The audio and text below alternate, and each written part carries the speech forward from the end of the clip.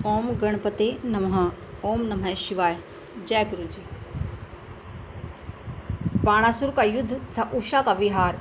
बाणासुर ने उषा के कमरे में जाकर अनिरुद्ध को देखा और क्रोध में भरकर उस लीलायुक्त अपूर्व सुंदर व्यक्ति से बोला, तुमने मेरी पुत्री को दूषित कर दिया है, इसलिए तो युद्ध के लिए तैयार हो जा। उसके सैनिक अनिरुद्ध को पकड़कर बाहर ले आए। इस पर अनिरुद्ध ने उन सैनिकों को मारकर पुनः उषा के पास चले गए। बाणासुर ने अपने मंत्री युद्ध प्रवीण कुष्मांड को अनिरुद्ध से युद्ध करने भेजा। अनिरुद्ध शिवजी द्वारा रक्षित थे, इसलिए कुष्मांड उस पर विजय प्राप्त करने में असफल रहा। अब बाणासुर स्वयं अनिरुद्ध से युद्ध करने आया। उसने अनिरुद्ध को नागपाश में जकड़कर एक पिंजड़े में कैद कर दिया। बाणासुर क्रोध में भरकर अनिरुद्ध का सिर काटने को तैयार होकर बोला, इसने मेरे कुल को दूषित किया है, बलात्कार का इसे यही फल मिलेगा। उस समय आकाशवाणी हुई, हे बाणासुर, तुम शिव भक्त हो, इसलिए क्रोध से काम न लो। शिवजी सबके भगवान हैं, वे तुम्हारा सर्वनाश कर देंगे। आकाशवाणी की बात सुनकर उनका गुस्सा शांत हो गया। रात हो जाने पर अनिरुद्ध को कैद कर रखा था। उन्होंने अनिरुद्ध को बंधन मुक्त कर दिया। बंधन मुक्त हो जाने पर अनिरुद्ध पुनः उषा के पास गए। कृष्णा आदि युद्ध वर्णन।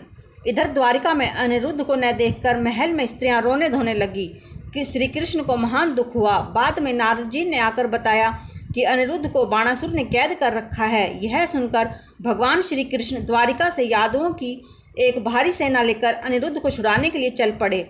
18 अक्षौहिणी सेना के साथ श्री कृष्ण ने बाणासुर की राजधानी शोणितपुर को घेर लिया।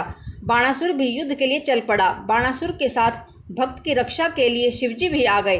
भगवान श्री कृष्ण और शिवजी का अद्भुत युद्ध होने लगा।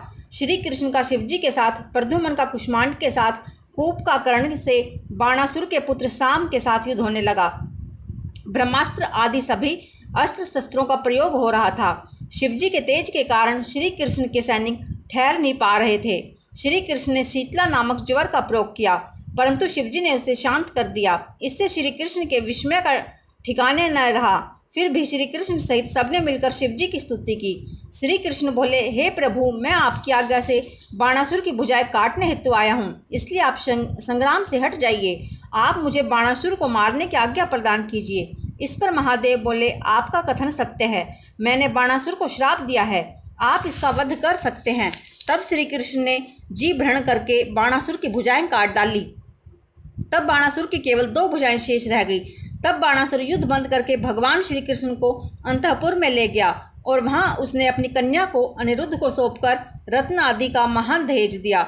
उसने श्री कृष्ण का महान स्वागत किया। श्री कृष्ण अपनी पौत्र वधू और पौत्र को साथ लेकर कुटुंब सहित द्वारिका गए और वहां पर भारी उत्सव मनाया गया। बाणासुर को गणपत्य पद की प्राप्ति। बाणासुर अपनी अज्ञानता पर शिवजी के पास जाकर रोने लगा।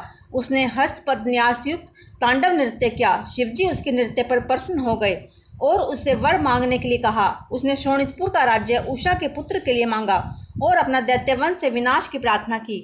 शिवजी ने उसे गणपत्य पद प्रदान किया। गजासुर वध का वर्णन।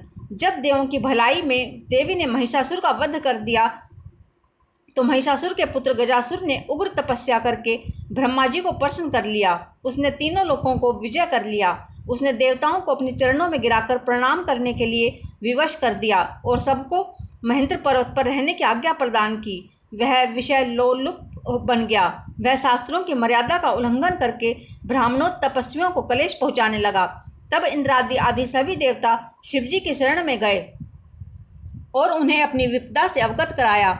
इस पर शिवजी त्रिशूल लेकर गजासुर का अंत करने को चल पड़े। उन्होंने गजासुर का सिर अपने त्रिशूल से काट डाला। वह यह देखकर शिवजी की स्तुति करने लगा। तब शिवजी ने उसे वर मांगने को कहा। उसने वरदान मांगा कि प्रभु, यदि आप वास्तव में मुझसे प्रसन्न हैं तो मेरे चरण से अपना ओढ़ना बना लें। इस पर शिवजी ने तथास्तु कहकर उसके लिए काशी नगरी में ज्योतिर्लिंग बनाया। गजासुर के मारे जाने पर देवता प्रसन्न हो गए। निर्हाय वध। जब भगवान श्री हरि ने दिति के पुत्र को मार दिया तो इससे दिति को महान दुख हुआ। तब निर्हाय ने आकर दिति को सांत्वना दी और देवताओं पर विजय पाने का निश्चय किया। उसने दिति के पुत्र के मारे जाने का कारण ब्राह्मणों को माना, इसलिए उसने ब्राह्मणों का वध करना प्रारंभ कर दिया। काशी नगरी को ब्राह्मणों का मुख्य स्थान समझकर वह काशी पहुंच गया। वह काशी में ब्राह्मणों का वध करने लगा। निर्हाय दिन में मायावी मुनियों की भांति ध्यान लगाकर उनके बीच में बैठ जाता और रात्रि होने पर ब्राह्मणों को पर्णशाला में जाकर उन्हें चीर कर खा जाता। एक बार शिवरात्रि के दिन वह एक शिव भक्त ब्राह्मण को खाने हेतु गया, परंतु वह ब्राह्मण शिव कवच पहने था, इसलिए उसे न खा सका, बल्कि शिवजी ने प्रकट होकर अपने मुष्टि प्रहार से उसका अंत कर दिया। बिंदल उत्पल नामक दैत्यों का विनाश। बिंदल और उत्पल नाम के दो दैत्य थे। उन्होंने तप करके भगवान शंकर से यह वरदान मांगा कि हम किसी से न मरें। वरदान प्राप्त कर वे बहुत अभिमानी बन गए। उन्होंने सारे ब्रह्मांड पर विजय प्राप्त कर ली। उन्होंने देवताओं को भी जीतकर उन पर तरह तरह के अत्याचार करने लगे। देवताओं ने उनके अत्याचारों से तंग आकर ब्रह्मा जी के पास जाकर अपना दुखड़ा सुनाया। ब्रह्मा जी उनसे बोले, हे देवताओं, इन दोनों दैत्यों को केवल जगत जननी पार्वती ही मार सकती है, इसलिए धैर्य रखकर भगवान शिव जी का ध्यान करो, वे ही भक्त बहहारी हैं। इसके बाद भगवान शंकर की प्रेरणा से नारद जी बिंदल और उत्पल दैत्यों के पास गए और पार्वती जी के रूप की प्रशंसा करने लगे। पार्वती जी के रूप की प्रशंसा सुनकर दोनों दैत्य कामांध होकर पार्वती जी के अपहरण की योजना बनाने लगे। एक दिन पार्वती जी अपनी सखियों के साथ गेंद खेल रही थी। दोनों मायावी दैत्य शिवगणों का रूप धारण कर वहां पहुंच गए और पार्वती जी पर कटाक्ष करने लगे। भगवान शंकर ने उन दोनों को पहचान लिया कि ये दोनों राक्षस हैं। उन्होंने इशारे से पार्वती जी को दोनों मायावियों की चाल से अवगत करा दिया।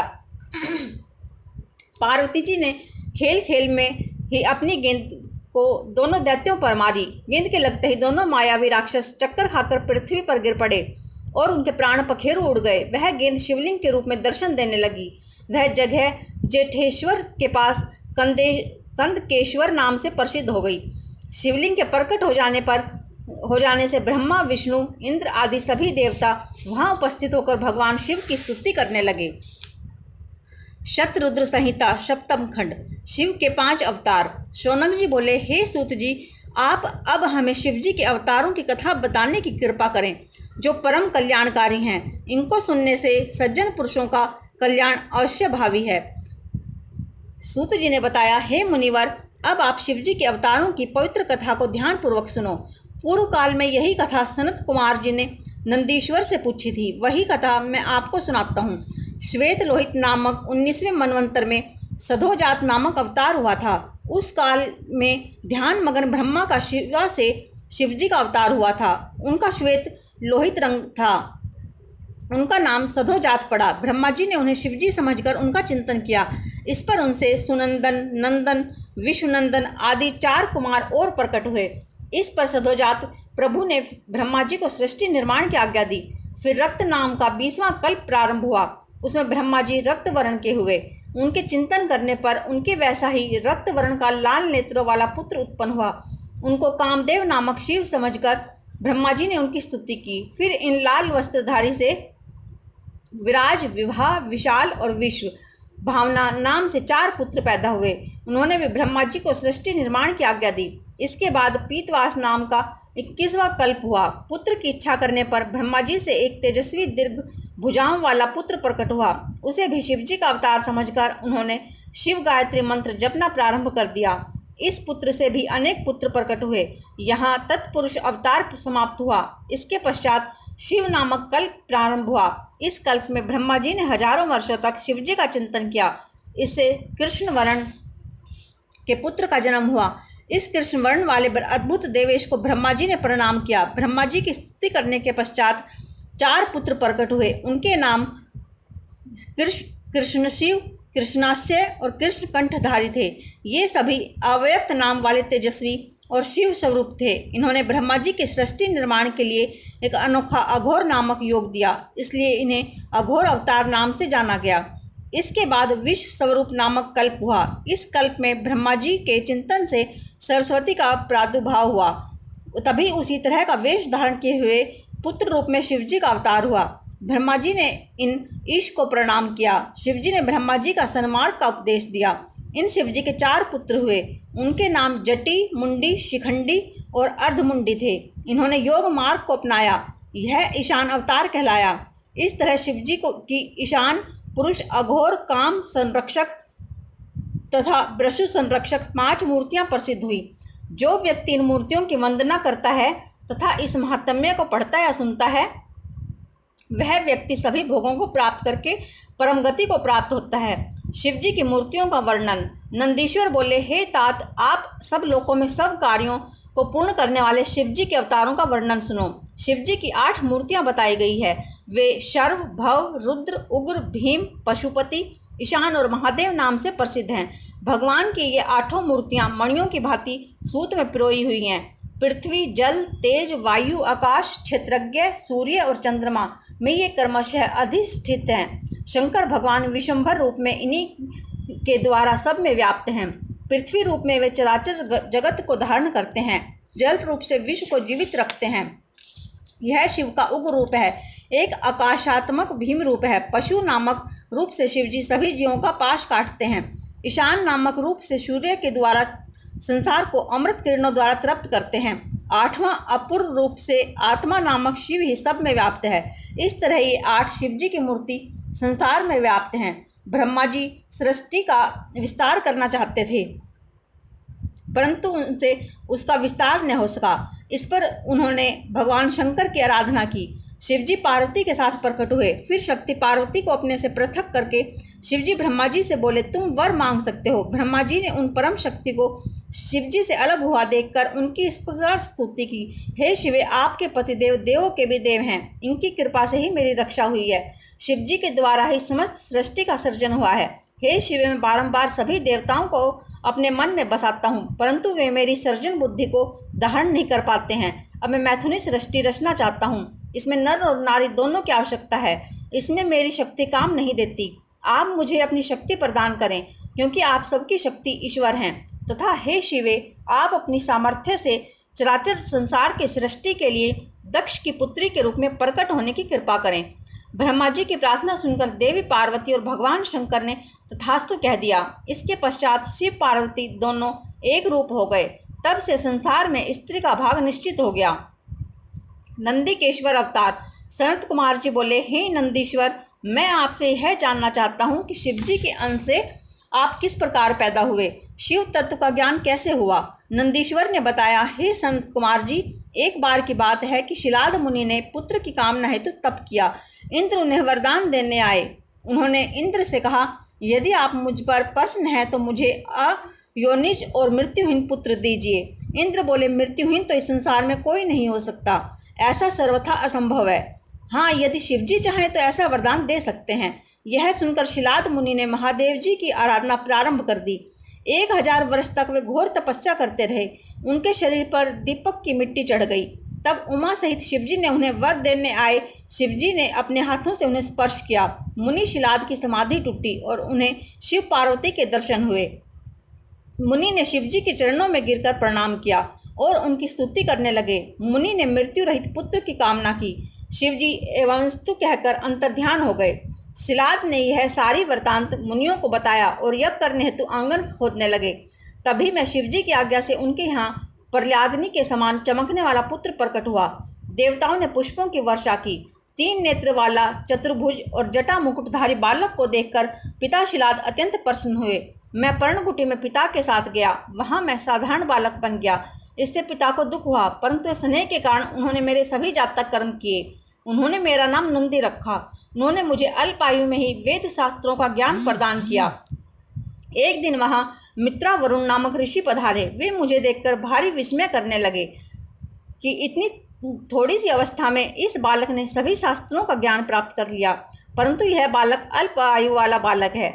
इसकी आयु केवल 1 वर्ष और शेष है। यह सुनकर पिताश्री रोने लगे। इस पर मैंने पिता से कहा, मुझे कोई नहीं मार सकता है, आप चिंता न करें। मैं भगवान शिव की तपस्या के द्वारा मृत्यु पर विजय प्राप्त कर लूँगा।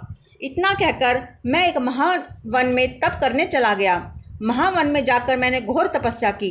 तब माता पार्वती के साथ शिवजी वहाँ पधारे और मुझसे वर मांगने को कहा। शिवजी ने मेरा हाथ थाम कर कहा, तुम तो मेरे ही अंश हो, तुम्हें मृत्यु का भय कैसा। फिर मुझे अपने गले से उतारकर एक माला पहनाई। इससे मैं पुनः त्रिनेत्रधारी और चतुर्भुज रूप वाला शिव रूप हो गया। शिवजी ने अपनी जटा में से जल निकालकर छिड़का। इससे वहाँ पंचनाद स्थान बन गया। वहाँ जातेश्वर शिव हैं तथा नदियाँ हैं। वह जगह बड़ी महिमामय है। शिवजी से कहकर पार्वती जी ने मुझे अपना पुत्र बना लिया। तब शिवजी अपने सभी गणों को बुलाकर मुझे गणों का स्वामी घोषित कर दिया तथा मुझे लेकर बैल पर सवार होकर चल दिए। भैरव अवतार। एक बार सुमेरु पर्वत पर बैठे हुए ब्रह्मा जी ने सब देवताओं ने अविनाशी तत्व पूछा। तब ब्रह्मा जी ने बताया, हे देवताओं, मैं ही एकमात्र संसार की उत्पत्ति का कारण अविनाशी अज तथा अनादि ईश्वर हूँ। मुझसे परे और कोई देवता नहीं है। यह सुनकर भगवान श्री हरि ने उन्हें समझाते हुए बताया, तुम यह क्या कह रहे हो? तुम मेरी आज्ञा से ही सृष्टिकर्ता बने हो। ऐसा कहकर मेरा सरासर अनादर है। इस पर दोनों में विवाद छिड़ गया। चारों वेदों को झगड़ा निपटाने के लिए बुलाया गया। चारों वेद मूर्ति धारण कर वहाँ उपस्थित हुए। उन्होंने बताया कि जिसके अंदर समस्त भूत निहित हैं तथा जिससे सब कुछ परवर्त होता है और जिसको परम तत्व कहा जाता है, वह तो एकमात्र शिव ही है। यह सुनकर श्री हरि और ब्रह्मा जी बोले, हे वेदों, यह तो तुम्हारा अज्ञान है। भला पार्वती के संग रमण करने वाला, नग्न रहने वाला और धूल दूषित शिव को परम तत्व कैसे माना जा सकता है? वह परमात्मा नहीं हो सकते। दोनों के परस्पर विवाद को सुनकर एक ज्योति प्रकट हुई और उस ज्योति से त्रिशूलधारी नील लोहित भगवान शंकर प्रकट हुए। तब ब्रह्मा जी कहने लगे, हे चंद्रशंख, मैं तुम्हें जानता हूँ। तुम तो मेरे सिर से उत्पन्न हुए हो। रुदन के कारण मैंने तुम्हारा नाम रुद्र रखा। हे पुत्र, तुम मेरी शरण में आ जाओ। ब्रह्मा जी के अहंकार से भरी वाणी को सुनकर शिव जी के क्रोध की सीमा न रही। उसी क्षण उन्होंने अपने क्रोध से भैरव नामक एक व्यक्ति को उत्पन्न किया और उससे बोले, तुम ब्रह्मा पर शासन करो तथा संसार का पालन पोषण करो। तुम्हारा नाम भक्तों के पाप भक्षण करने के कारण पाप भक्षण भी होगा। तुम मेरी काशी नगरी के अधिपति बनो। वहाँ जितने भी पापी हों उन्हें तुम दंड देते रहना। यही तुम्हारा काम है। काल भैरव ने भगवान शिव की आज्ञा सुनते ही अपनी अंगुली के नख से ब्रह्मा का सिर नोच लिया। इस पर ब्रह्मा जी का 5वां सिर कट गया। तब ब्रह्मा जी डरकर शतरुद्री का पाठ करने लगे। इस प्रकार ब्रह्मा और श्रीहरि को इस बात का ज्ञान हो गया कि शिव शंकर ही ब्रह्म रूप हैं। इस प्रकार ब्रह्मा और श्रीहरि का अहंकार समाप्त हो गया। भगवान शंकर ने उन्हें अभय प्रदान किया। इसके बाद भगवान शंकर ने भैरव से कहा, अब तुम ब्रह्मा के 5वें कपाल को धारण कर इनके आश्रित होकर भिक्षावृत्ति करते हुए अपनी ब्रह्म हत्या के पाप को दूर करो। फिर भगवान शंकर ने ब्रह्म रूपी कन्या को पैदा करके भैरव से बोले, हे काल भैरव, जब तक तुम चाहो घूमते रहो, परंतु इस कन्या के काशी पहुँचने से पहले ही भयंकर रूप धारण कर वहाँ पहुँच जाना और इससे कहना कि काशी को छोड़कर जहाँ भी जाना चाहे चली जा। भगवान शंकर की आज्ञा से भैरव ने कापालिक व्रत धारण किया। इसके बाद वात्मा कपाल हाथ में लिए भैरव काशी पहुंच गया। उस कन्या ने तीनों लोकों के भ्रमण में भैरव का पीछा नहीं छोड़ा। एक बार भैरव नारायण लोक में पहुंचा। भगवान नारायण ने उन शिव रूप को देखकर समस्त देवताओं सहित प्रणाम किया और स्तुति की। उन्होंने लक्ष्मी जी से भी कहा कि हे देवी, आज हम बड़े भगवान हैं कि जगतपति शिव के दर्शन हुए। इनके दर्शन मात्र से मनुष्य इस संसार के आवागमन के चक्कर से छूट जाता है। फिर उन्होंने शिव रूप भैरव जी से पूछा, हे त्रिनेत्रधारी, आप किस प्रयोजन से भ्रमण कर रहे हैं? तब उन्होंने श्रीहरि को बताया कि ब्रह्म हत्या के समनार्थ मैंने यह कापालिक व्रत लिया है। लक्ष्मी जी ने उन्हें भिक्षा में मनोरथी नामक विद्या भेंट की। भैरव जी कपाल रूपी खप्पर में वह विद्या लेकर प्रसन्नतापूर्वक भिक्षा हेतु दूसरी जगह को चल पड़े। ब्रह्म हत्या भी उनके पीछे पीछे चलती रही। वह भैरव जी काशी अविमुक्त क्षेत्र में पहुँचे।